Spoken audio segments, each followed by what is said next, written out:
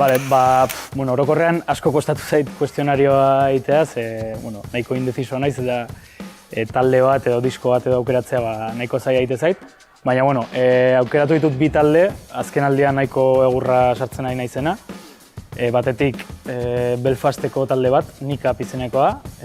Duela gutxi pelikula bat atera dute eta nahiko arrakasta izaten ari dira. Eta asko gustatzen zait daukaten nasketa, rapa eta elektronikaren artekoa. Eta gero bestalde Euskal Herrira etorrita ari naiz redeskubritzen esan dezakegu Itoitzen diskografia, baita ere dokumentala duela gutxi ikusi nuen.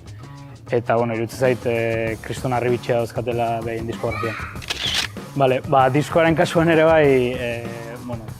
azken bolaran edo asko entzun ditudan bi disko aukeratu ditut. Batetik Shame talde ingelesaren Drunk Tank Pink, edo ezakit nola auskatzen den. Holako Spotifyek egiten dituen repaso hauetan ateratzen nahiko buelta eman nizkiola. Eta ni igual momentuan nintzen konturatu, baina egia nahiko buelta eman nizkiola. Eta duela gutxi berriro hartu nuen, eta iruditzen zait nahiko disko borobila dela. Eta gero bestalde, Donostira etorrita gertuagoko talde batekin, aukeratu dut Pelasek 2019an ateratako ABDE, disko bikoitza dela, baina iruditzen zaizkit kriston diskazoak. Oso zaila egite zait aukeratzea zure bizitzako kantua edo. Eta orduan aukeratu dut bat azken aldian nahiko buklean daukadana, dela Silitiaren Txoa bestia, iruditzen zait kriston temazoa. Honi ere buelta batzuk eman dizkiot, eta bote prontoan atea zitzaidana, okurritu zitzaidana da Xabier Leteren Jardin bat zuretzat bestia. Iruditzen zait letra, ere bai esan nahi nahiko gertukoa dauka familiarekin eta bar. Orokorrean Xabier Lete letragile eta poeta bezala iruditzen zait kristona dela, eta kantu hori bereziki ikutzen hauen letra dauka.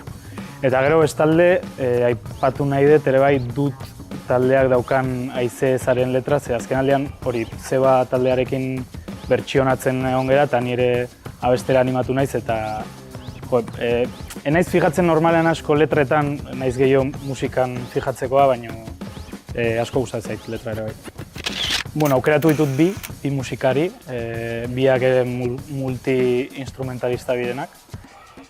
Batetik Stu Mackenzie, King Gizzard and the Lizard Wizard taldeko burua eta genio modukoa, berak instrumentu asko jotzeaz gain, abestu egiten du, bestiak egiten ditu, grabatu ere bai, eta iruditzen zait erreferente moduko bat, gaina gustatzen zait tipoak asko balio duela, baina ere bai garrantzia kentzen diola bezala askotan, ematen duela ezerrez bezala egiten duela, eta gustatzen zait jarrera hori ere bai.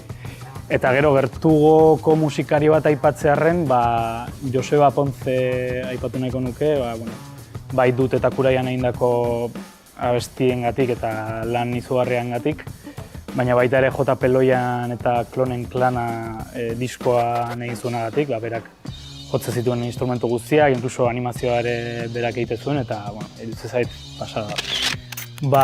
Normalean, nik uste CD-arekin hasiko nintzela eta bazkat CD pilo bat. Orain ez daukat nuen entzun CD horiek, orain zakat kotxerik eta etxean ere zakat CD jargailurik. Gehien entzuten dut streaming bidez, gaur egun ikuste toikoena dela eta errexena. Baina azken aldian ere bai, Gabonetan auto paritu nion nire buruari toka diskoz bat, beste diru pozo bat. Eta, haindik ez konpondu, buskatuta dakat, baina, bildumarekin ja ziten hau. Bai ikusteko eta bai jotzeko, ere bai, depende ere ze kontzertu mota den, igual areto batean hobeto entzuteko gehiago baloratzen duzu, baina ere bai asko baloratzen nahi naiz, leku txikiak, gaztetxeak, tabernak eta giro gehien duen toki horiek ez. Eta, bat aipatzearren duela gutxi jo genuela Zebarekin, Mungiako errota gaztetxea, asko gustatu zitzaidan bertan zegoen giroa, jendea oso jatorra, eta bai, leku txikia, kanpoan ere egite dituzte kontzertua, baina guk barruan jo genuen eta oso gustora. Pare bat aipatzearren, kariño handia diodan Bilboko kafean zokia.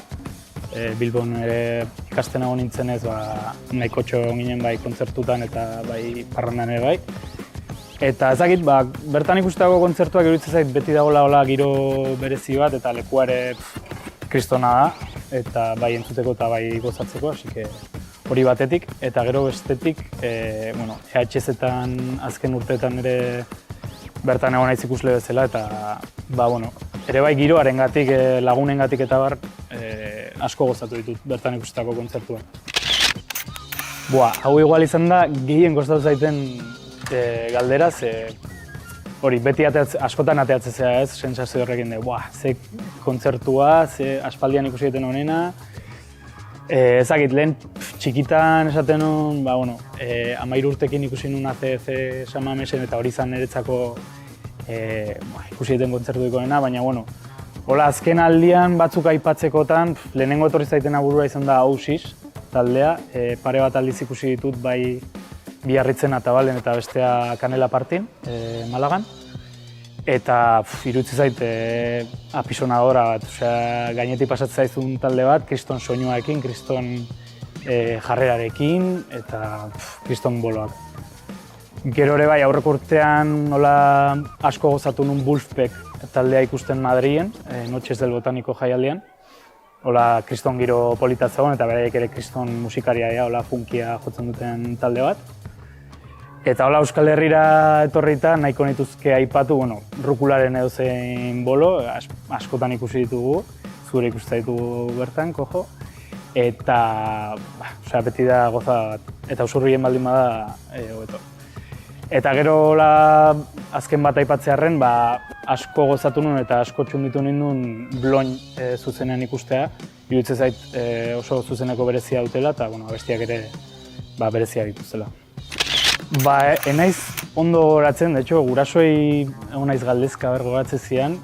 Ni goratzen naiz, gordeta dauzkagu batzukola txikitako disko batzu, Sintxanen rekopilatorioak eta Crazy Frog eta holako diskoak. Baina nik uste kostientea honik nire diruarekin erositakoa izan daitekela igual ACDC-ren diskoren bat, igual Back in Black edo, izan daiteke. Hori esan bezala viniloekin hasi naiz, kolekzioarekin hasi naiz, oraindik ezin ditut entzun, baina tokadiskosa erosi nunean nire buruari oparitu nizkion bi vinilo. Bata Morphineren Cure for Pain LPA, eta bestetik duten askatu korapiloa, diskazo ere bai.